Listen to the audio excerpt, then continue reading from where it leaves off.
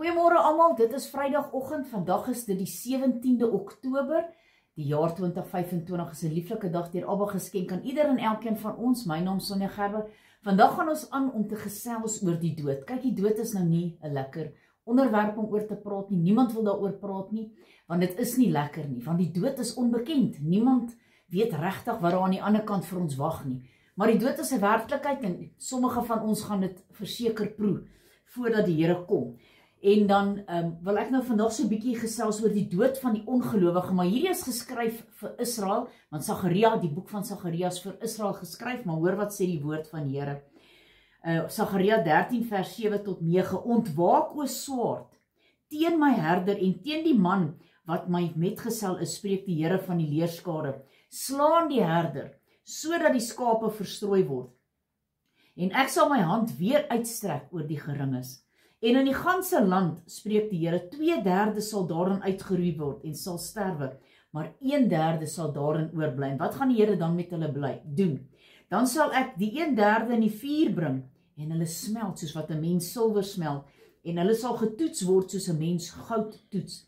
Hulle sal my naam aanroep en ek sal hulle verhoor. Ek sê, dit is my volk, en hulle sal sê, die Here, my God. Dan is daar natuurlik die dood van die gelowige. En dit lees ons in Matteus 10 vers 17 tot 22, maar pas op vir die mense, want hulle sal julle oorlewer aan die regbanke, en julle in die sinagoge bring en julle gesel, en ook voor die goewerneurs en voor die koning sal julle gebring word om my naam ontwil, tot 'n getuienis vir hulle en vir die heidene. Maar wanneer hulle julle oorlewer, moet julle nie kwel oor hoe julle sal spreek, en wat julle in daardie uur gegesel moet word nie, om te spreek nie, want dit is nie julle wat sal spreek nie, maar die Gees van die Vader wat in julle sal spreek. Maar die een broer sal teen die ander een tot die dood te oorlewe, en die vader sy kind, en die kinders sal teen hulle ouers opstaan en hulle doodmaak. En julle sal deur almal gehaat word ter wille van my naam, maar wie volhard tot die einde toe hy sal gered word. Dan het ons natuurlik die dood van die Here Jesus.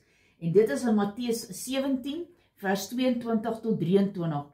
En terwyl hulle in Galilea rondgaan het, Jesus vir hulle gesê, die seun van die mens sal wel oorgelewer word in die hande van die mense, en hulle sal hom doodmaak en op die 3de dag sal hy opstaan.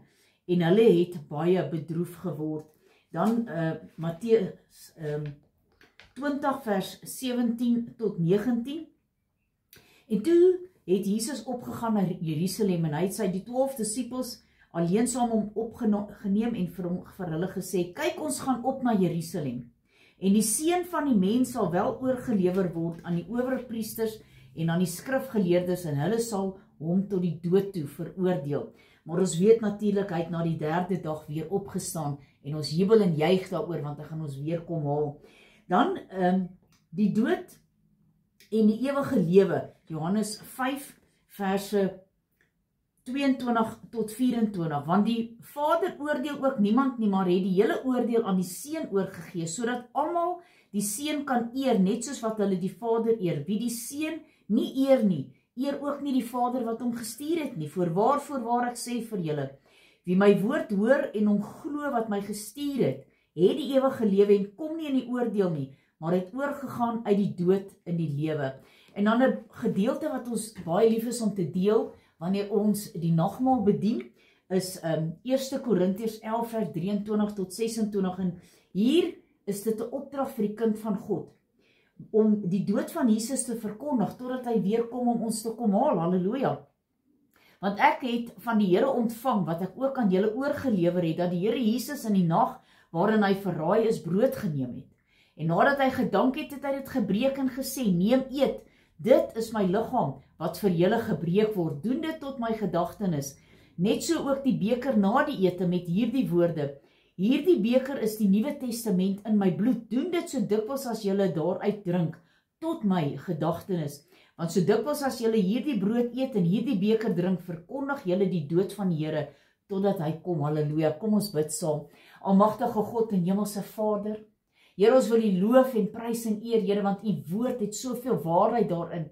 Here, baie dankie dat ons net kan weer eens versekering hê dat die dood van die gelowige is vir ons 'n wins, want dan is ons by U vir ewig en vir altyd. Here, baie dankie dat ons vandag net weer eens kon geleer het uit die woord oor die dood. Here, en ons bid vir die wat nog nie in U glo nie, Here, dat hulle tot bekering sal kom, U naam sal aanroep en sê, Here, vergewe my, ek was so dwaas gewees, ek het nie in U wil gewandel nie.